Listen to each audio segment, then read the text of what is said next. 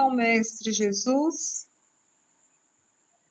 e visualizar nele a luz que precisamos para iluminar a nossa caminhada, o nosso entendimento, compreensão.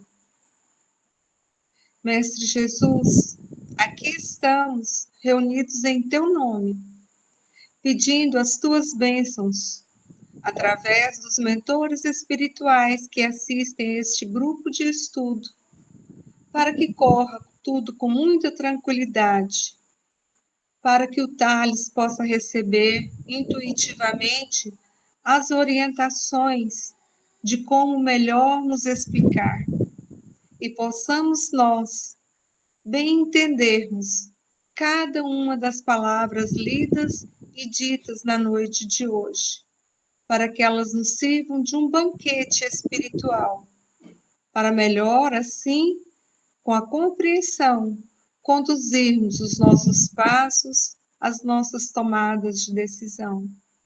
Que a tua luz, a tua paz se faça presente em nossos lares, em nossos corações. Que assim seja.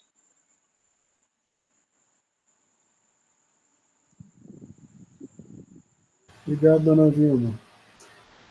Todo mundo está vendo, né? E ouvindo bem?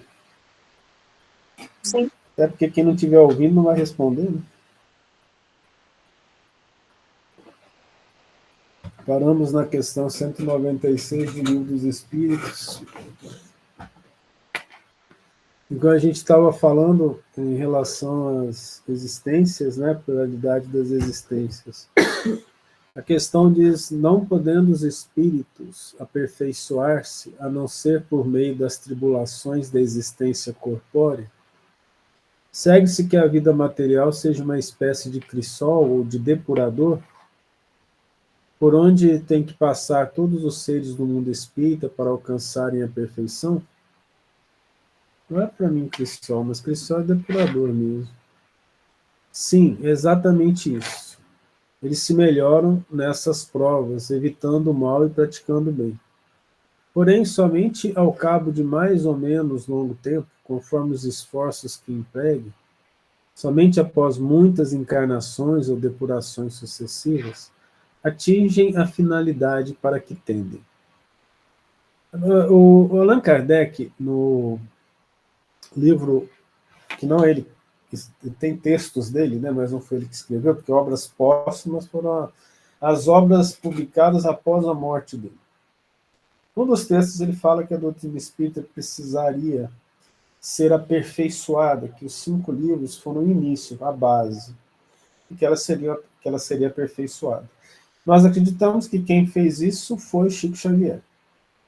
Ele e a equipe de espíritos que trabalhou com ele, principalmente nas obras do Emmanuel e do André Luiz. Os espíritos que trouxeram isso. Então daqui dá para entender que talvez a pessoa não evolua no plano espiritual. E não é isso que acontece. Na verdade, ela cresce, ela treina, ela adquire conhecimento, ela muda o padrão vibratório. Mas o teste ele é aqui na Terra. Então o indivíduo no plano espiritual aprende que a perdoar é fundamental, estuda isso, verifica isso com os encarnados, verifica isso entre os espíritos sofredores do umbral, sente de perto o significado triste e doloroso do não perdoar, dos ódios derivados disso. Isso penetra na mente do espírito, ele reencarna. E ele vai então ser testado nisso. Evidentemente que o fato dele ter visto e estudado marcou a mente do espírito, mas ele não tem lembrança clara disso, porque ele precisa que isso penetre nas condições comportamentais que refletem aquilo que ele vai fazer. Uma coisa é ter na mente e outra coisa é executar. Veja que Jesus usava a palavra hipócritas, raça de víboras, no sentido específico de chamar a atenção daquilo que se pensa e não se faz. Ou dizer coisas boas, pensar coisas boas, mas não executá-las. Então, nós temos a noção do certo e do errado. A questão é efetivá-la através de um trabalho íntimo muito forte. É isso que vai caracterizar a encarnação. Quando a Luiz usa como base, de exemplo, que o encarnado é como se fosse o espírito dentro de um escafandro. O escafandro é uma roupa de mergulho que a pessoa tem sérias dificuldades para se locomover nele, né? Não sei se todo mundo conhece o escafandro. Eu vou colocar aqui só para tornar a imagem melhor, para dar uma ideia do que é um escafandro. Vou colocar aqui na página, separando, e vou colocar para vocês verem.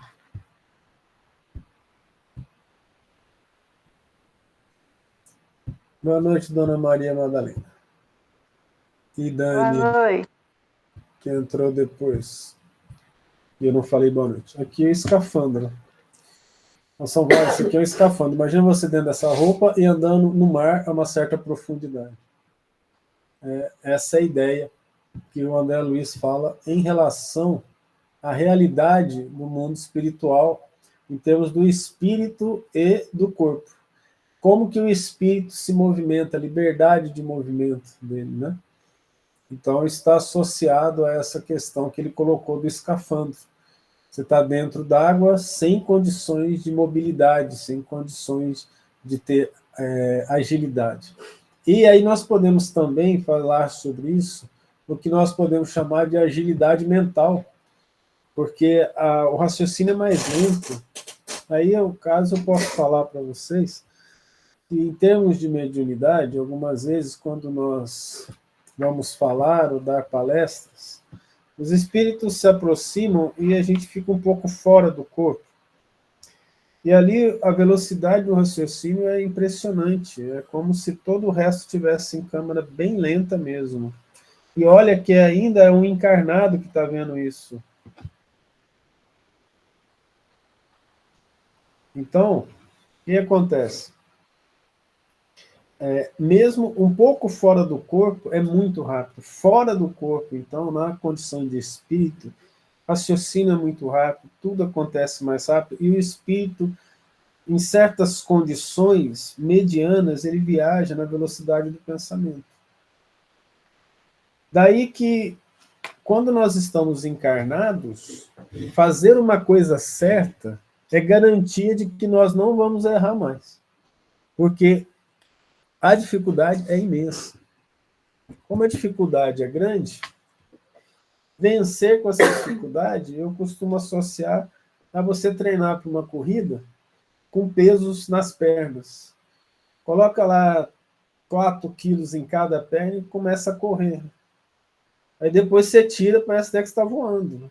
Nós fazíamos esse treinamento quando eu era jovem, para treinar salto no vôlei, né? Botava os pesos lá na perna e saia saltando em cima de banquinho. Do outro lado, quando tirava aquilo, nossa, dava a impressão que o mundo estava mais leve. É claro que não dá para ter uma certeza disso, mas o que a gente vai entender é que o trabalho da reencarnação é fundamental. E outra coisa, se Deus fez é porque é perfeito. Começa daí. Se Deus fez, é melhor a gente aceitar. Se ele não está aceitando, é porque nosso raciocínio ainda não está muito depurado, né?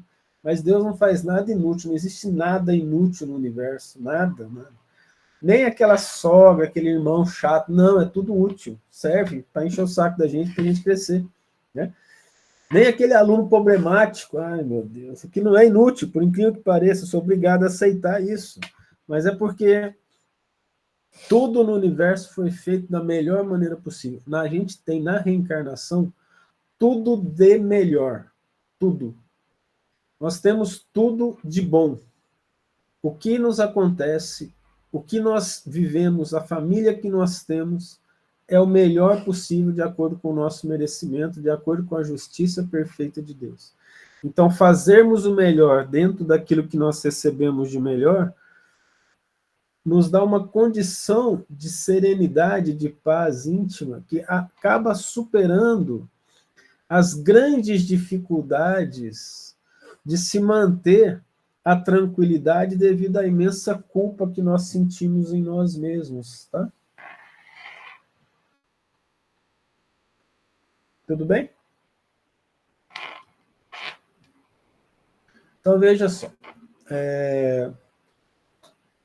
Durante o nosso estudo, durante o dia do nosso estudo, a gente recebe visita de muitos espíritos menos felizes. E esses espíritos se aproximam de nós para que eles possam perceber a vida de encarnado. Mas quando a gente está desencarnado, a gente não é mais leve? A não ser aquele que sofre, que mantém o seu pensamento numa única ideia de sofrimento. O assassino só pensa nas suas vítimas, não consegue enxergar outra coisa. O guloso só pensa em se alimentar e sente uma fome desesperadora. O viciado, o toxicômano, sente a falta daquela droga como algo de sensações de culpa muito forte, em desespero, em crise de abstinência constante. E os médiuns tendem a receber esses espíritos, para que eles, em contato com a matéria, ou com as vibrações dos encarnados, possam se livrar em alguns momentos de tranquilidade, se assim podemos dizer, para terem esse momento de tranquilidade, graças aos médiuns. E nós somos os médiuns. Então, nós vamos fazer um exercício agora para a gente nos livrar das vibrações menos felizes. E aí eu vou convidar todos vocês para fazerem, tá? Fala, Ana Paula. Fique à vontade. Thales, eu não estou passando bem. Ontem, hoje, o dia todo, e agora está piorando bastante. Porque é por isso que nós vamos fazer exercício agora. Sua causa. Pela causa de todos nós, mas principalmente para esse pessoal mais sensível como você. Então, veja bem, nós vamos fazer... Primeiro nós vamos gerar em nós um sentimento de amor para todo o grupo, sem exceção. Esse sentimento de amor é empatia que a gente vai se ligar, desejando bem para Ana Paula, para Daniele, para Débora, para Emanuel, para Cainara, para minha tia Maria Aparecida, para a Dona Maria Madalena, mãe da Ana Paula, para Maria Tereza, para a Dona Maria Ângela, para a Michele, para a Dona Naí, para a Renata, para a Rosa, para o Tiago, para a Vilma. Então nós vamos pensar em todos e emitir amor. Nosso coração se enche assim de uma luz que vem do alto, vem do próprio Cristo. Então a imagem do Cristo é essencial nesse momento. A imagem que nós tivermos do Cristo vem dele, uma luz que vai penetrar o nosso coração. E nós somos intermediários. De nós, essa luz sai e se espalha para toda a casa e para todas as pessoas que nós estamos pensando. E nós vamos fazer um exercício agora. Esse exercício, nós vamos imaginar uma luz lá no centro do nosso cérebro. Uma luz azul ou branca, nunca diferente disso. E essa luz, ela vai crescendo, aumentando de tamanho, e chega até o nosso córtex cerebral, ele ilumina toda a nossa cabeça. Da cabeça ela desce, se junta à luz do coração, fortalece, une todo o nosso corpo. E essa luz que nós espalhamos une todos nós numa rede de pensamentos do bem, na qual nosso Senhor Jesus Cristo é a base fundamental que emite a sua luz essencial para chegar aos nossos corações. Fazendo dessa forma, nós colocamos em prática os ensinamentos de Allan Kardec, dos espíritos, os bons espíritos, trazidos principalmente pelo André Luiz. O pensamento, ele é força imanente de todos aqueles que estão encarnados ou desencarnados, de toda criatura de Deus. Força que sai do próprio indivíduo por vontade, mas que pode ser obtida do hausto do Criador, que é a energia do universo todo, e que envolve cada um de nós nessa luz, bastando a nós aceitá-la. E a partir disso, mesmo que a gente não perceba, todos aqueles espíritos que nos acompanharam durante o dia, que estão na nossa casa, estão desligados do Senhor, são pela lei de Deus, lei divina básica, que como eles emitiram para nós as vibrações infelizes, eles são obrigados a recebê-lo. Receber aquilo que nós vamos dar. Eles tiveram a liberdade de escolher nos emitir vibrações infelizes. Quando eles tomam essa decisão, eles têm que receber de volta, porque eles são responsáveis pelas ações dos seus próprios pensamentos. E nós, seguindo o que Jesus falou, que é mostrar a outra face, em recebendo vibrações infelizes, nós emitimos de nós vibrações felizes. Não porque nós somos perfeitos, mas porque nós queremos melhorar. Então nós passamos a ser um centro de radiação de forças benéficas que envolve todo o nosso lar, tocando encarnados e desencarnados. Só que essa força se torna maior quando mais pensamentos estão juntos com o mesmo ideal. Onde estiver 2 ou mais pessoas em meu nome, eu aí estarei. Podemos ter a fé e a certeza que o Cristo está conosco.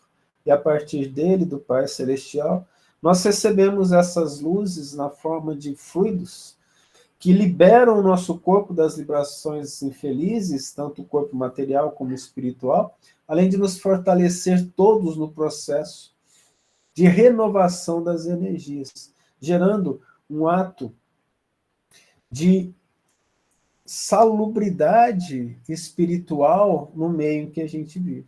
É um treinamento que pode ser feito sempre, pode ser feito individualmente, e nesse caso estamos fazendo em grupo. Então nós temos a certeza de que nós estamos recebendo auxílio mútuo de nós e do plano espiritual superior.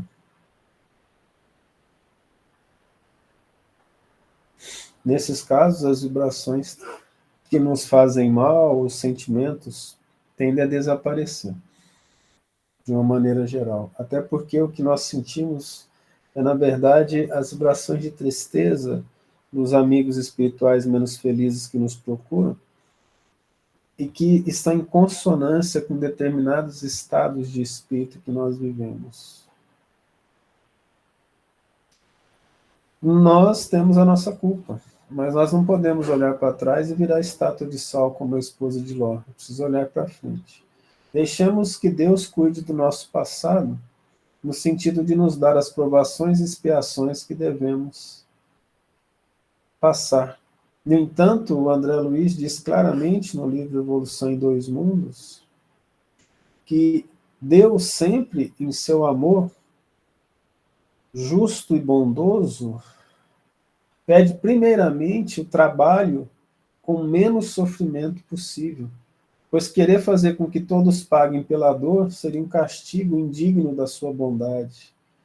Então Deus nos dá a chance nos melhorarmos pelo trabalho, pelos pensamentos, pela palavra, pelas ações, pela dedicação e sacrifício ao bem. Esperamos que todos estejam melhores agora do que alguns minutos atrás.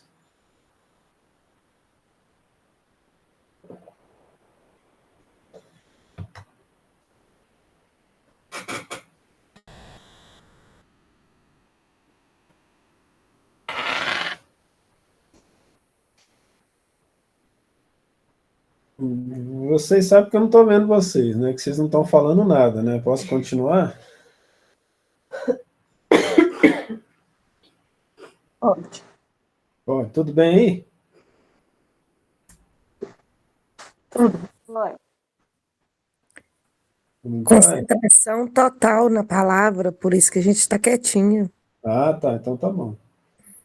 Eu espero que todos tenham se sentido bem, melhores. A gente tem que aprender a ser amigo um do outro, viu, gente? Todos nós precisamos do auxílio do semelhante no processo evolutivo. Apesar da evolução ser uma responsabilidade individual, nós dependemos uns dos outros para chegar a Deus, senão ele não teria feito a sociedade, nem teria feito nós como criaturas irmãs, né? Olha, eu estou falando sério, já tem mais de 10 minutos, vou ter que fazer uma piada. Autorizado? Por isso que Deus é tão bom assim, ó. que deixa que a gente seja irmão a uma certa distância um do outro, entendeu? Eu não sou obrigado a sentir o calor de Palmas, por exemplo, entende? O pessoal de Palmas já sabia que ia chegar lá, né? Mas aqui o que chegou foi só sua emanação de luz. Foi. Foi. Desde a hora que eu comecei a prece pedindo a presença da luz do Cristo em nós, eu já sabia que viria.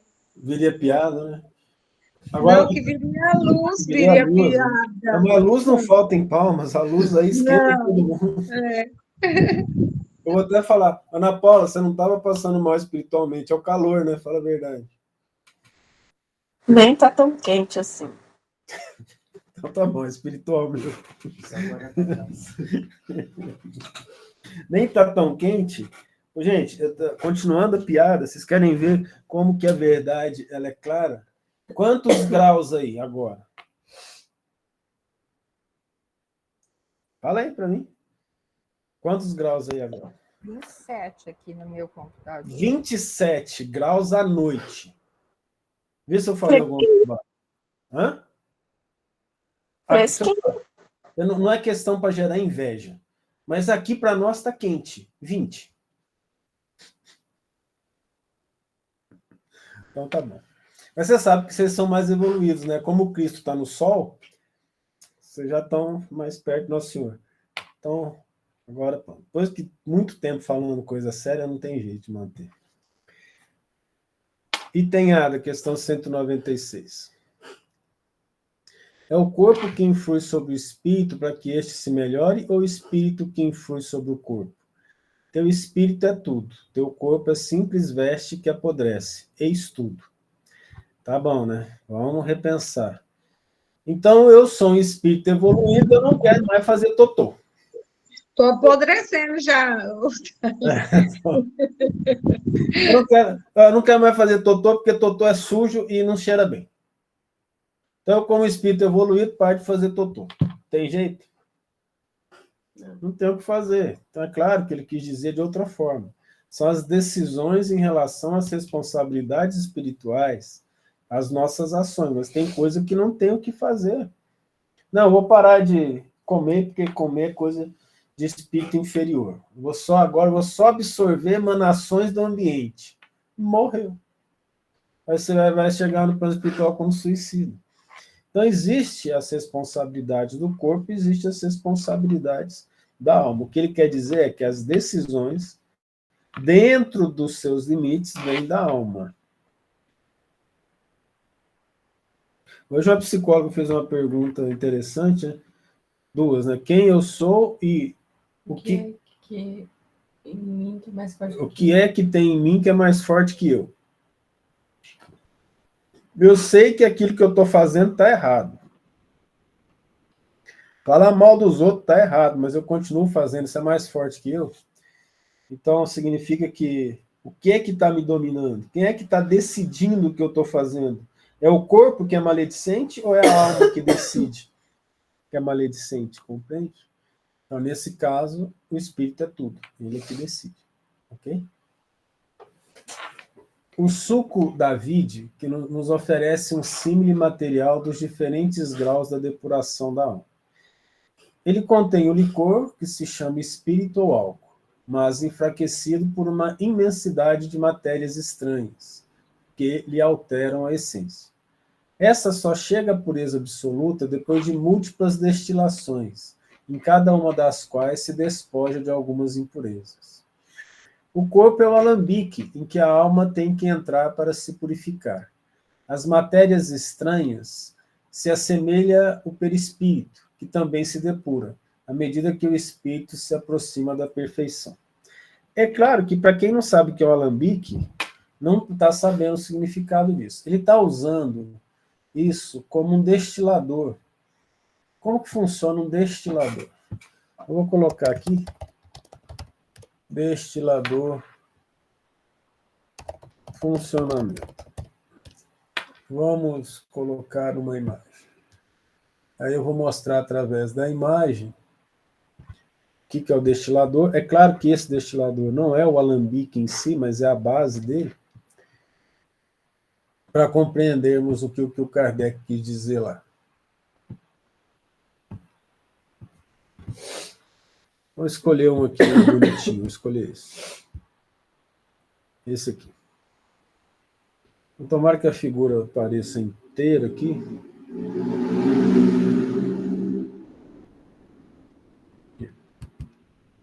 Essa aqui.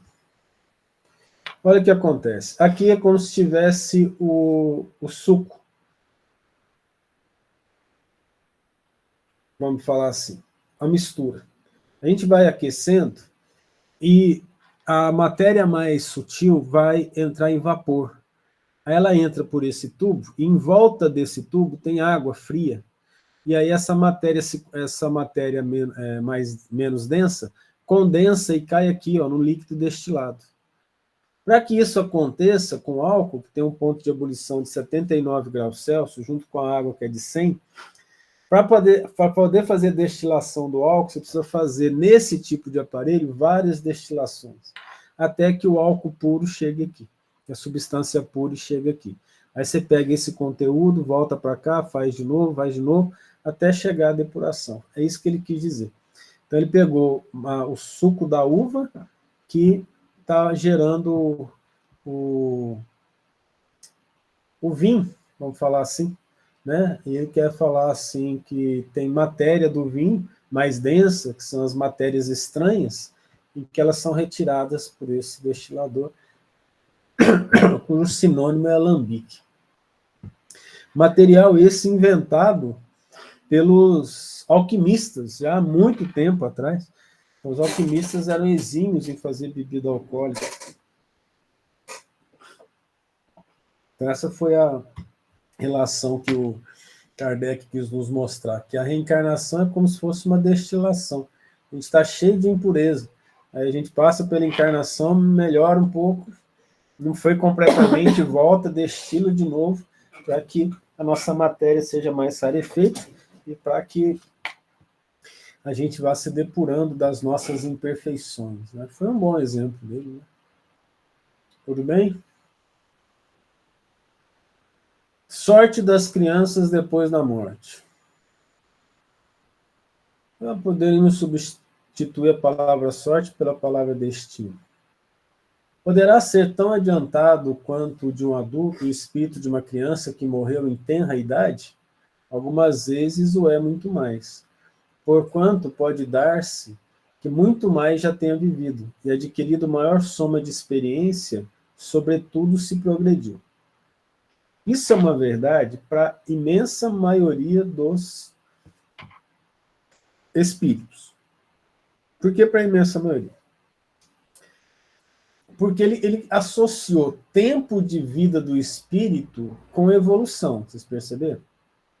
Então, para a maioria é assim. Uma pequena minoria, ele evolui mais rápido do que a maioria.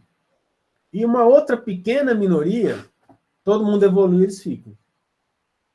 Então, isso aqui é um processo geral. Então, a maioria é assim. Quanto mais tempo tem de vida espiritual, mais soma de experiências e a tendência é melhorar, porque a evolução foi feita para que a gente cresça. Ir contra o crescimento espiritual é ir contra a vontade de Deus. E quer que todos os seus filhos cheguem a ele o mais rápido possível. Né? Pode, então, o espírito de uma criança ser mais adiantado que o do seu pai? Tirando a geração... Opa, desculpa, quase que eu falo bobagem. Isso é muito frequente. Não vedes vós mesmos tão amiudados às vezes na Terra? A tendência é que os filhos sejam mais evoluídos que os pais. Por quê? Porque a tendência normal é que as gerações que vêm depois sejam melhores do que as gerações passadas. Se isso não acontece com o pai, vai acontecer pelo menos com o avô. A ideia é essa, né? Que toda vez que reencarna um grupo de espíritos, ele reencarna melhor do que ele estava antes. E melhor do que aquela geração que estava na Terra. Senão, não vai haver evolução. Mas isso não é uma coisa assim tão clara, porque enquanto ele pode ser mais evoluído em umas coisas, não é em outra. E normalmente ele não é naquilo que os pais podem ensinar. Tudo é perfeito na natureza. Outras vezes nós temos espíritos difíceis reencarnados numa família de pais nobres. Outras vezes nós temos um espírito nobre que é um filho de pais difíceis.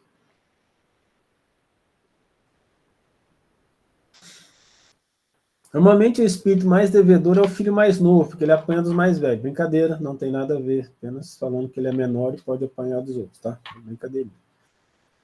Não tendo podido praticar o mal, o espírito de uma criança que morreu em tenra idade pertence a alguma das categorias superiores? Se não fez o mal, igualmente não fez o bem. E Deus não o isenta das provas que tenha de padecer. Isso aqui é muito importante. Ó. Não basta não fazer o mal, é necessário uma ação ativa no bem. A inércia não é evolução, a inércia é estacionamento. Se for um espírito puro, não é pelo fato de ter animado apenas uma criança, mas porque já progredira até a pureza. A questão é da idade de quem encarna. Né? A questão é essa. Nós tomemos muito cuidado para não endeusar as crianças, tá? Nós estamos recebendo na Terra espíritos altamente endividados e altamente cheios de deficiência mental, no sentido da evolução. Hoje a psicóloga disse que nunca teve tanto autista na Terra, tantas crianças autistas, tantas crianças estereotipadas com determinados tipos de doenças e afecções relativas à saúde mental. De fato, nós estamos recebendo na Terra os espíritos mais endividados que estão na última chance de repararem o mal que tenha feito para continuarem na Terra nesse momento de transição. Então, a questão não é bem essa da evolução dessa geração. Nós, nos últimos tempos, os espíritos que precisam retomar o envoltório terrestre para poder ficar na Terra receberam a permissão de reencarnar. Na década de 60, alguns centros espíritas receberam a mensagem assim: os portões do umbral estão abertos. Ou seja, vai reencarnar um tanto de gente. A população do mundo cresceu assustadoramente. Agora ela está tendendo a estacionar.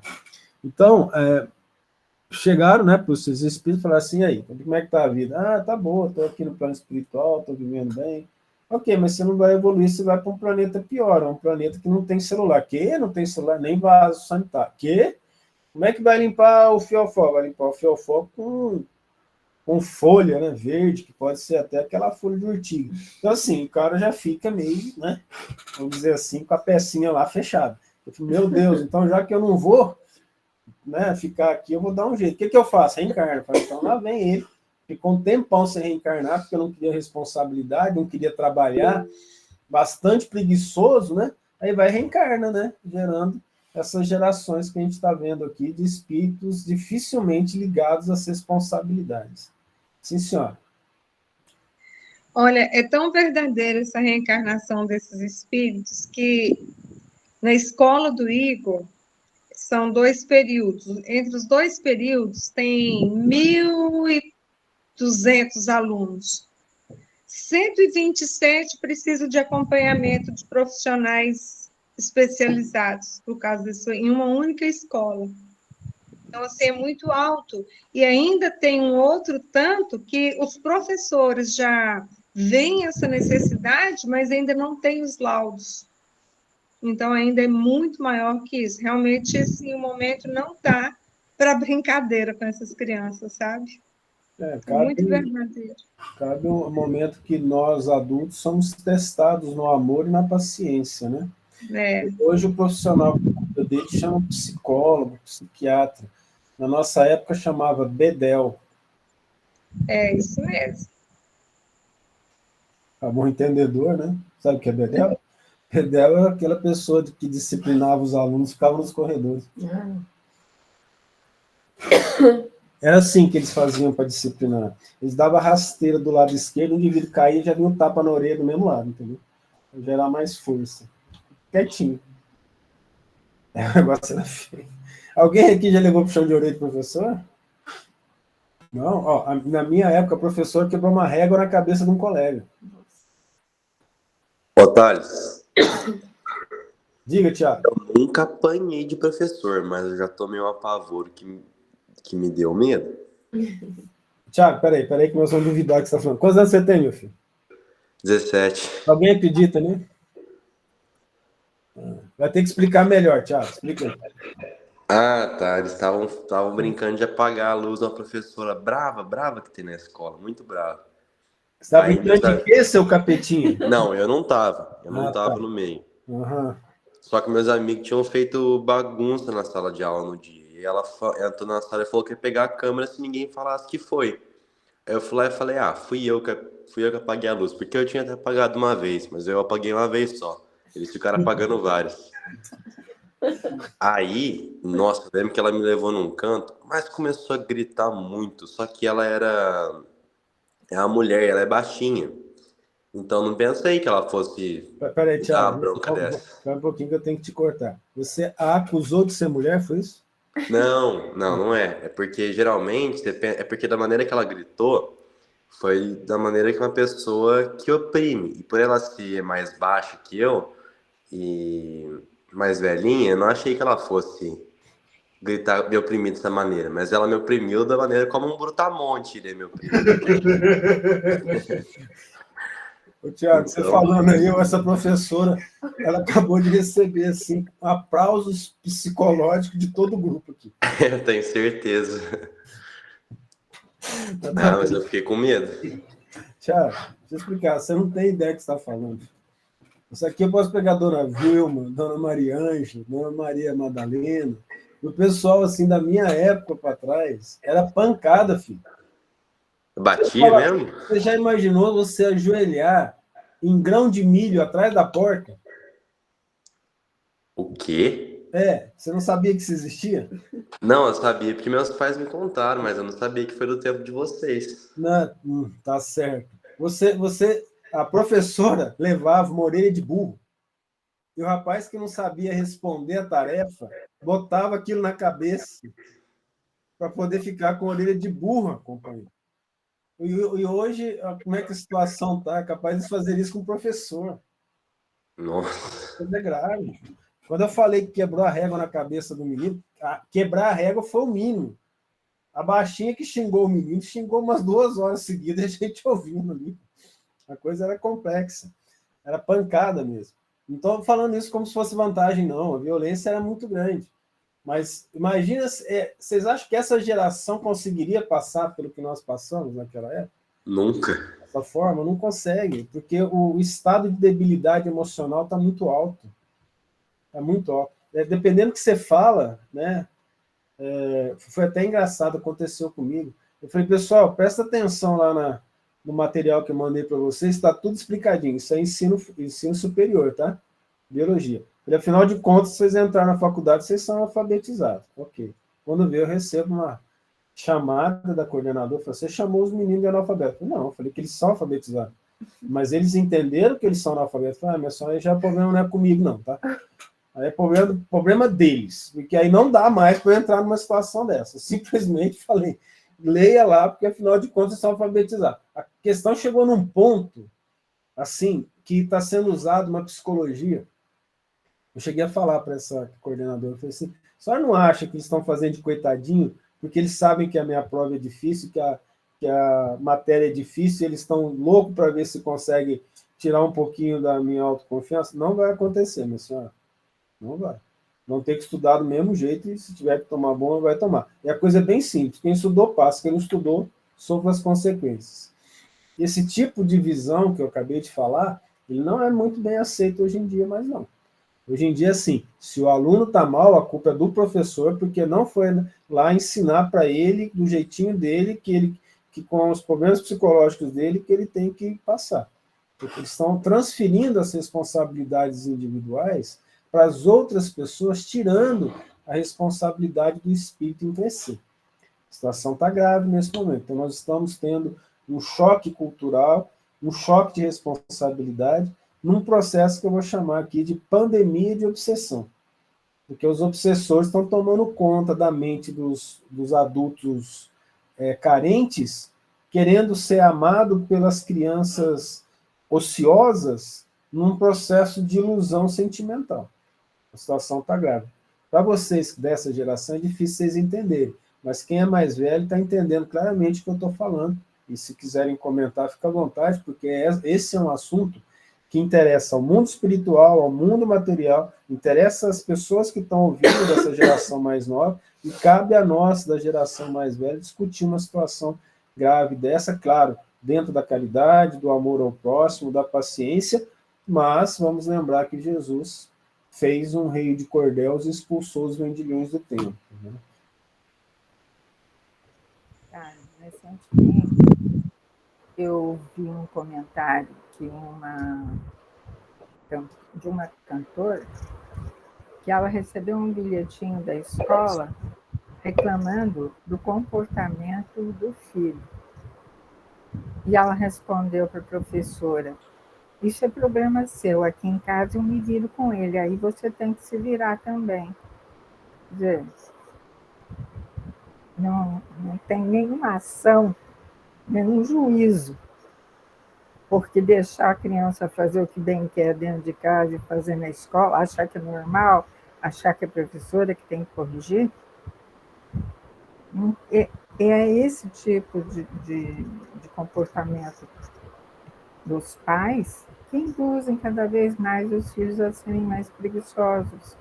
Penso eu, não sei, posso estar errada, mas eu vejo, por exemplo, na Paula, na Carolina, a responsabilidade que elas têm com relação às meninas, agora já estão grandes, mas quando elas eram pequenas, tinha hora para fazer tarefa, hora para estudar, chamavam na escola, ia lá, se bem que eu acho que elas nunca foram chamadas, mas tem que ter... A educação você faz em casa e você ajuda a criança a desenvolver a vontade de estudar, incentivar, ao mesmo tempo você ensina o respeito. Agora não. A gente vê professor apanhar de aluno.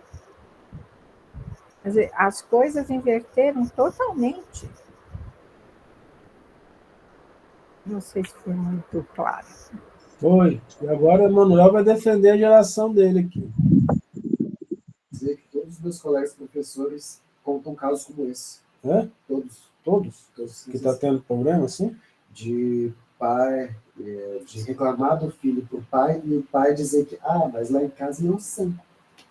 Também a televisão aqui. Todos ouviram o Emanuel falando aí?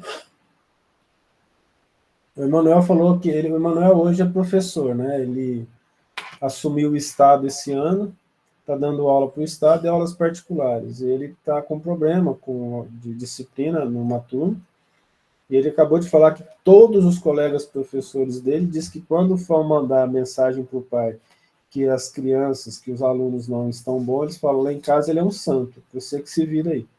Então, isso que a senhora falou é bem real. Eu atendi mais de uma criança doente, preocupada com quantos dias de atestado ela ia ter. Criança escola? Tipo 7 anos, 9 anos. Na escola? Depois atestado para mim na escola, sabe? Já pedindo para ir na escola? Pediram, Quantos dias de atestado? Eu não posso falar nada, também não gosto de ir para a escola, não. Aí, nesse caso, não tem moral nenhuma. Não, mas... para falar nada, né? Mas tá bom. Mas eu entendi, né? Você entendeu o que ela falou aqui, né? Se é criança... Oi? As crianças também, quando vão entrando assim, na puberdade já, os adolescentes, eles têm gritado por limites. Então, muitas crises que nós, como pais ou orientadores, chamamos de birra, de revolta, é porque, assim, muitas vezes os pais, os responsáveis, não estão realmente também parando para observar, porque eles estão gritando, sabe? Por isso, por limites, mas os pais também não querem parar. Os pais das gerações que estão agora, em um peso muito grande, eles também querem recolher a si próprio e quer que o mundo cuida, como rama de abóbora, entendeu? Mas eles têm gritado por essa ajuda, e muito, isso é muito, muito sério. No grupo de pais, a gente escuta muito essas queixas dos pais falando, mas os pais não têm também qualidade de tempo com os filhos.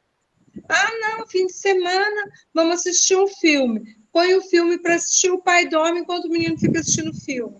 Depois não sabe conversar, não sabe se o menino mudou de canal, né? Não tem a dedicação do tempo também. Então, assim, é muito sério isso. E os pais hoje, quem já se tornou adulto, que a adolescência termina com 25 anos, né? 26, alguma coisa assim. Daqui a pouco vai ser 35, que tá. Pois é. E eles também, nenhum sai de casa para se assumir, mesmo se casarem, se desmanchar um casamento, voltam para a casa dos pais, sabe? Então, assim, os pais de hoje também estão realmente com muita dificuldade. Então, já dentro de uma geração, talvez assim, na sua, já começou esse desligamento, né, da orientação mais real para os filhos. E vindo essas crianças já assim para dizer, como estão dizendo é que vieram e não estão se sabendo fazer as leituras. Não está um momentinho de brincadeira, não. A dona Mariana quer falar só uma coisinha. Isso que a senhora falou, eu percebi, eu já avisei até uma vez numa escola que eu falei, vocês vão falir, porque vocês estão fazendo o que as crianças querem. As crianças e os adolescentes, eles estão pedindo ajuda, estão pedindo para ser direcionado. Quando a gente deixa eles fazerem o que eles querem, na verdade, deixa a pessoa sem consciência do que quer, fazendo o que não sabe o que quer, né? Fique à vontade, dona Mariana. Essa fala da Vilma e sua me lembraram, eu acho que em 68, 69, eu fiz o normal. Naquela época, para você se formar professora, era normal. E eu tinha uma professora de psicologia que falou na época de um livro e de uma teoria desenvolvida por acho que era um psicólogo, um pedagogo, lá nos Estados Unidos, em que ele achava que a criança, para ser um adulto perfeito, feliz, equilibrado, ele tinha que fazer tudo o que ele queria. Aí ele escreveu um livro, Liberdade Sem Limites, que foi adotado, não sei se era a escola dele, eu sei que uma escola adotou. 10 anos depois, ele escreveu um outro livro cujo título era Liberdade, sim, mas com limites. Era uma coisa assim o título, eu não lembro bem do segundo. Porque na escola foi um fracasso total. A liberdade total dos alunos foi uma coisa que ele não esperava, eu tenho a impressão. Porque houve maior número de repetências, houve problemas com relação às crianças em casa. Eu já não lembro bem de tudo, porque fazem, acho que uns 40, 50 anos. Mas quando eu vejo isso que está acontecendo agora, com essas crianças, eu me lembro desse autor, desse psicólogo. É bem-vindo isso que a senhora falou. Realmente teve uma época em que chegaram à conclusão que as crianças não podiam receber repreensões, né? E não passou muito tempo, e realmente foram cerca de 10 anos em que eles voltaram com outra situação, dizendo que até muitas vezes o tapa no bumbum, a criança se sentia feliz porque o pai estava se preocupando com ela. Porque os pais meio que largaram a responsabilidade de criar. E aí teve várias críticas na década de 90, 2000, da babá eletrônica, né, que era criança. Infelizmente, para muita gente, de uma geração depois da minha, eles foram criados pela Xuxa. Eles não foram criados pelos pais. E os pais meio que lavaram as mãos. E eu lendo com muita atenção os livros da André Luiz, um instrutor fala claramente da responsabilidade dos pais em relação à queda dos filhos, quando eles, por displicência, deixam de educar os filhos. Por que eu presto muita atenção nisso? Porque o espírita, ele é um ser endividado, como qualquer outro. Só que quem recebe a doutrina espírita recebe um alto grau de responsabilidade. Mas nós somos espíritos endividados, espíritos ansiosos, espíritos falsos, invejosos, espíritos hipócritas. E eu, quando jovem, veja bem, eu era um jovem que frequentava o centro espírita junto com adultos, porque os outros jovens não frequentavam. E eu ouvia muito, assim, uma pressão muito forte de as mães têm que ser idolatradas, mãe tem que ser respeitada, mãe tem que ser isso porque é mãe, sem mãe você não tinha nascido. Isso é fato, e é importantíssimo. Mas aí, com o passar do tempo, fui percebendo que isso era quase como lavar as mãos, me obedeça cegamente, subserviente ao que eu falo. Que, na verdade, depois eu fui ler nos livros do André Luiz, não, na verdade foi do Emmanuel, o Emmanuel fala isso no livro Sexo e Vida, ou Vida e Sexo, em que ele fala sobre essa questão dos pais que querem transformar os filhos em servos dentro de casa. Então, na verdade, ele não está educando, ele está satisfazendo os desejos tirânicos dele. Então, são situações em que nem tanto a Terra, nem tanto a Lua, né? Mas em que o equilíbrio é fundamental. A responsabilidade dos pais e também a necessidade de orientação, senão não haveria necessidade de ter pai. Nós poderíamos ser filhos de chocadeira. De fato, alguns são. Algumas mulheres, infelizmente, elas são genitoras. Elas não são mães na palavra, o significado profundo de mãe. Elas geraram os filhos e deixaram os filhos ao léu, sem que assumisse uma responsabilidade em termos de educação. No livro Evolução em Dois Mundos, na segunda parte, faz-se a pergunta em relação ao aborto para o André Luiz. E o André Luiz chama muita atenção em relação a essa responsabilidade que ele diz assim, que toda mãe tem que cumprir a promessa de educar seus filhos. Veja bem, ele fala promessa, né? Então a mãe, ela reencarna para ser mãe, ela já está implícita a promessa do cuidado. Então você imagina se há um aborto associado. E mais até do que o aborto, vocês imaginam se há uma displicência egoísta em relação ao crescimento da criança. A gente já viu situações muito tristes em que crianças estavam assadas porque a mãe tinha preguiça de trocar a fralda quando ele fazia cocô e deixava lá depois de um tempo. Não queremos classificar essa mãe de má, mas que há ociosidade no processo, há. Então, são situações complexas em que a gente tem que olhar com muito cuidado. E a Dona Vilma falou de forma muito correta. Os pais estão lavando as mãos diante das responsabilidades de criar.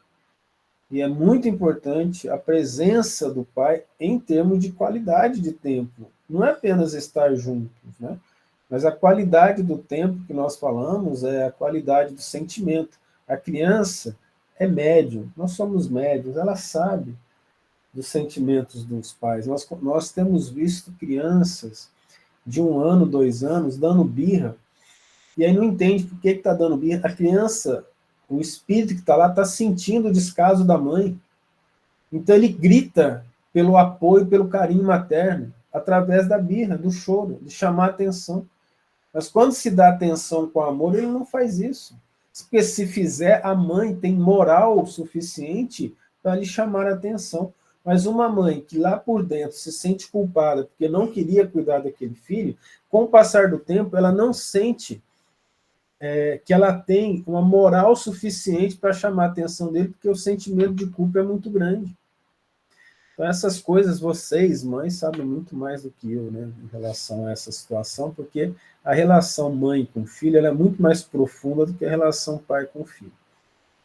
No entanto, as responsabilidades são imensas em relação àquela pessoa que foi colocada para ser direcionada.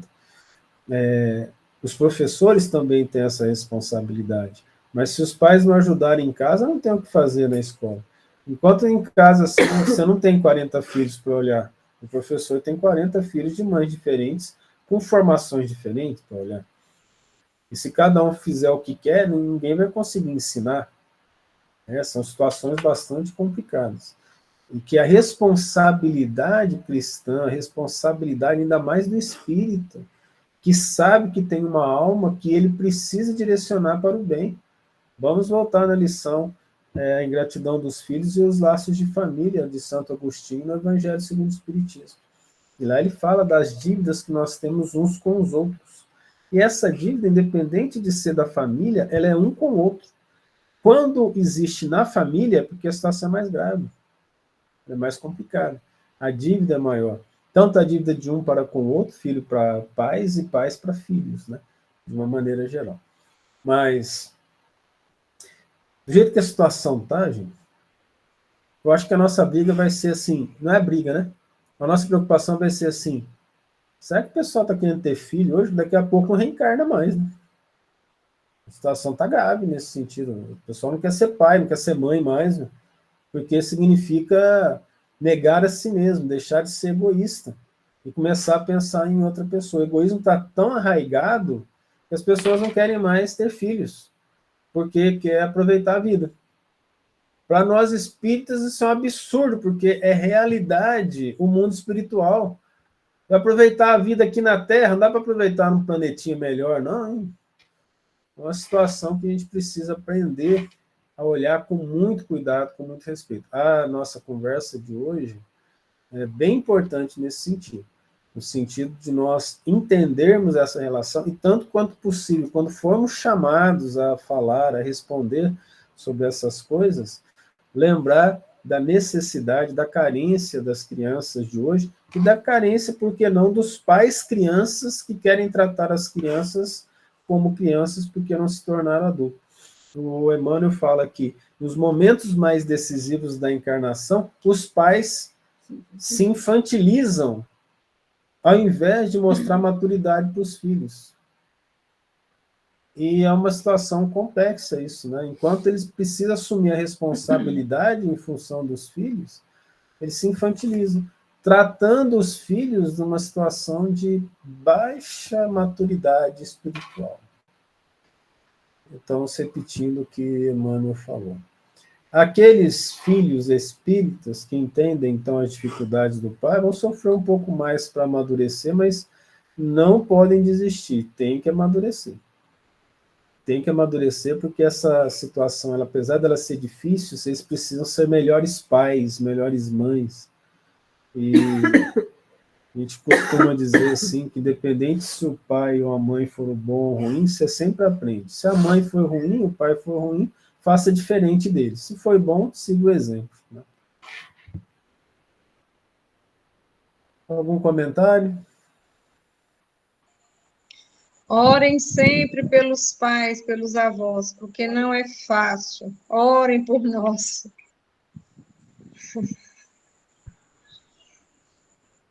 Ana Paula, sua vez de fazer a oração final. Tem certeza?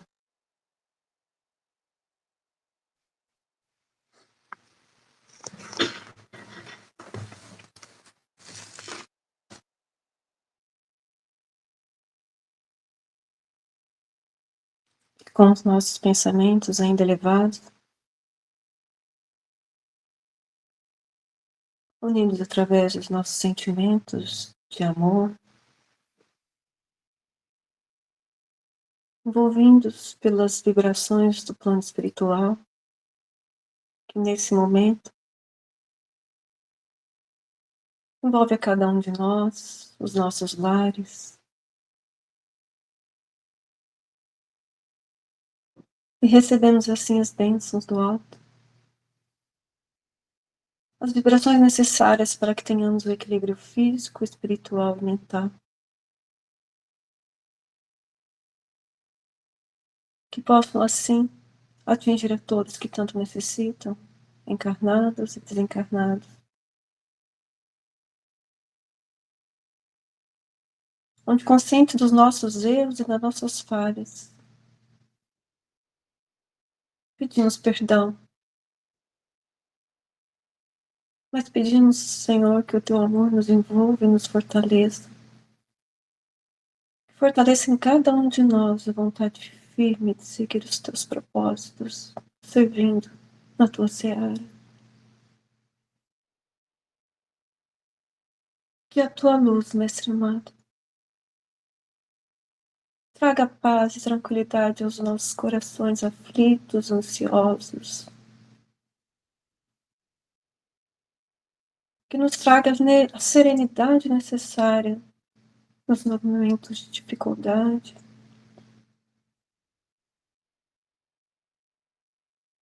Que possamos estar mais atentos às necessidades daqueles que estão ao nosso lado. Para que possamos servir em nossos lares, em nossos trabalhos, onde quer que possamos nos encontrar. Que como verdadeiros cristãos, possamos levar a tua palavra em nossos corações, em nossas atitudes. Agradecemos por toda a assistência que recebemos.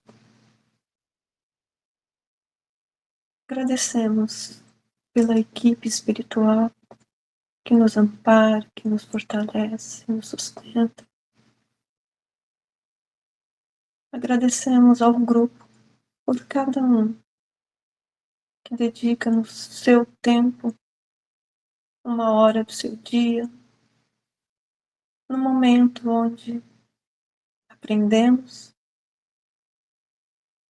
onde doamos e onde recebemos as tuas bênçãos, Senhor.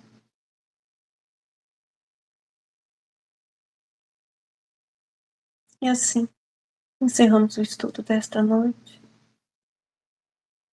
pedindo que a tua luz permaneça em nossos corações hoje e sempre. Graças a Deus.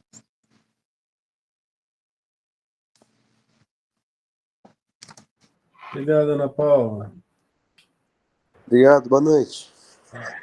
Boa noite. Boa noite a todos. Boa noite. Obrigada.